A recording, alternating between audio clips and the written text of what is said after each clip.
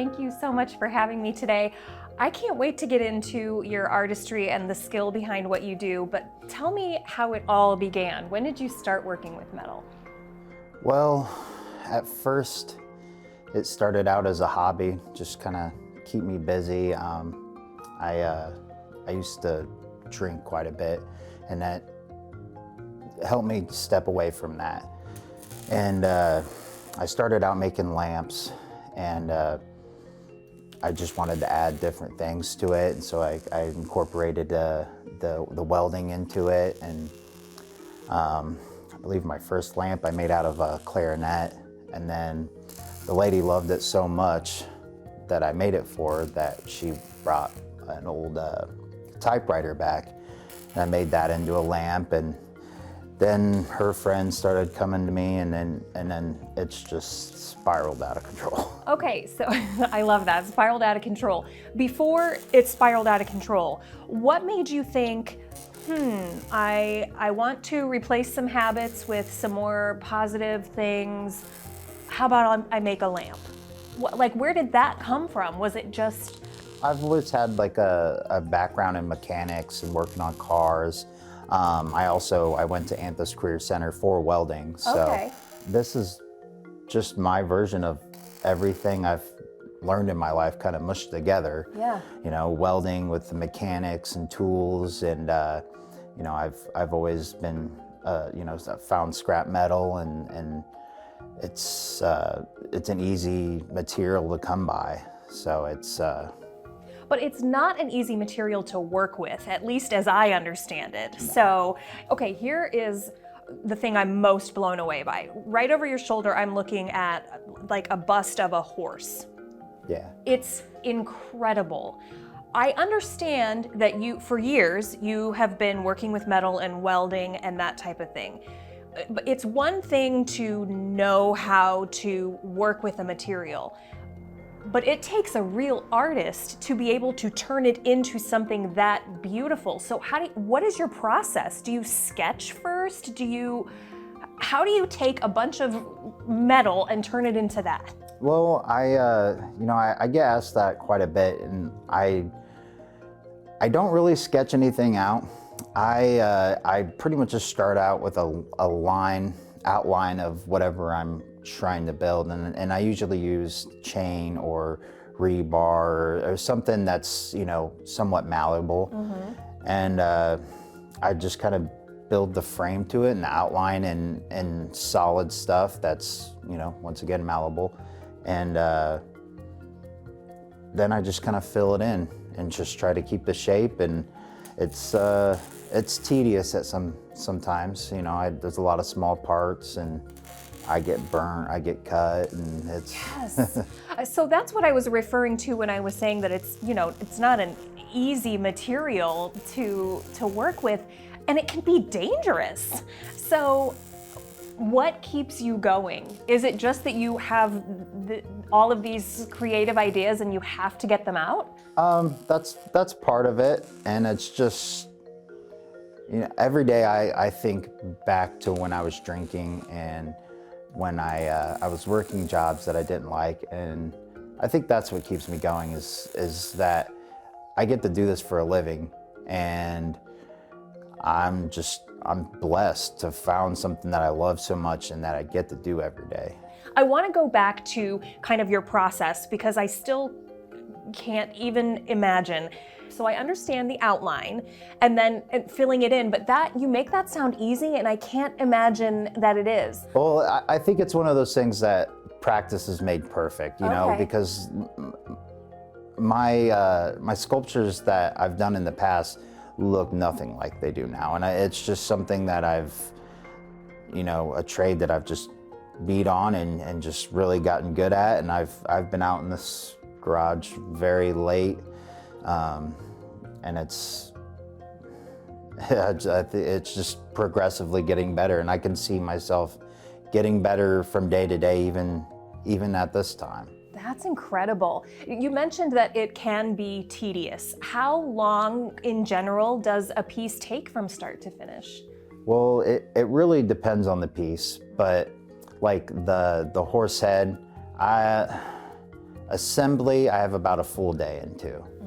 And by assembly, that means I have all my parts clean and ready to go, laid out, and then I go for it. So, and cleaning the parts and finding the parts and all that's a whole nother beast in itself. That's a lot of time also. Yeah, that part didn't even occur to me. So when you go to source all of your metal, are you looking for specific pieces to fill out a sculpture, for example, or are you just acquiring a ton of different things and using them as you need to? I would say both, because there's a lot of stuff that I use regularly, but at the same time, I try to keep my mind open to different things, just looking around. Like if I'm at a junkyard or something like that.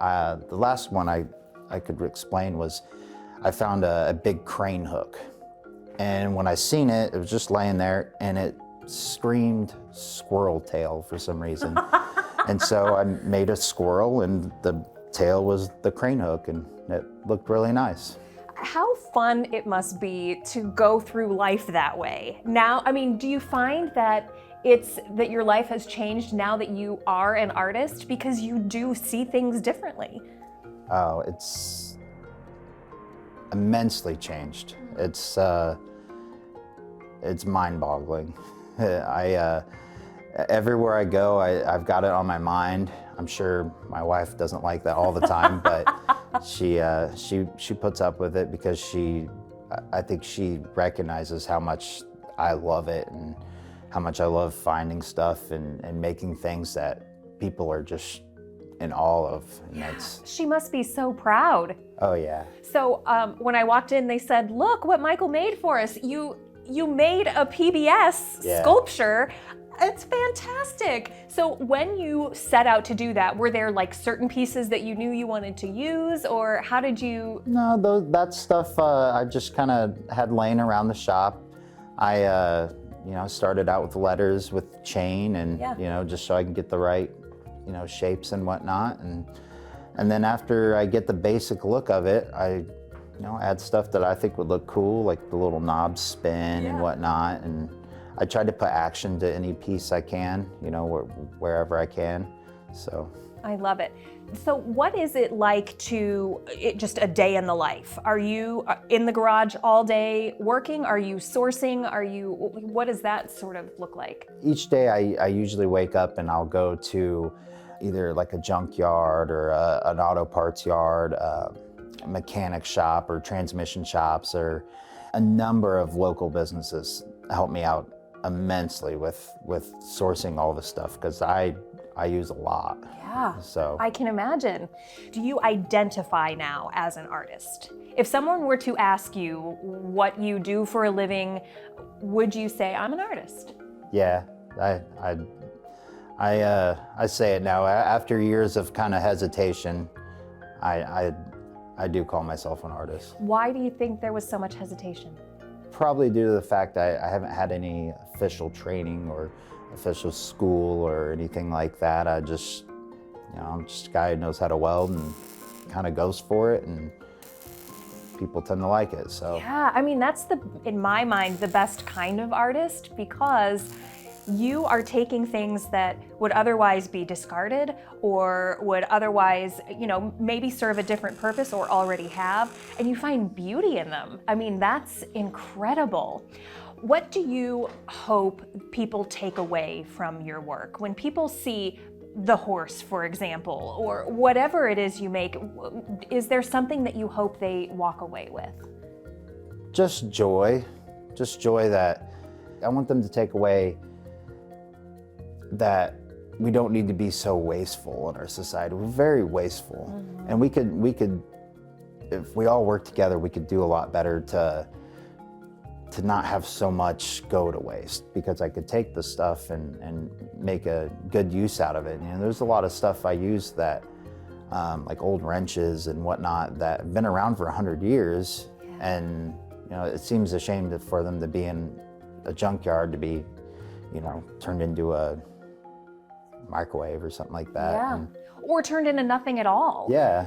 I'm so glad that you said joy. I hope that people see joy, because when I was looking at the photos of all of your work in doing my research, I kind of kept thinking that, wow, these bring so much joy. And it was almost surprising to me, because if you were to ask me, hey, a bunch of recycled metal, could that, bring you joy? Could that be beautiful?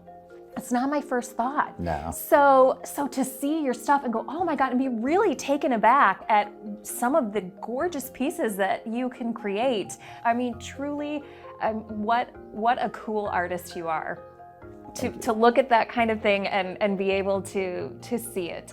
I have had such a blast talking to you and looking through all of your work. I can't wait to see what else you produce. Right. Thank you for all that you do, Michael, and please continue to make beautiful work out of things that may otherwise be discarded. Awesome, thank you.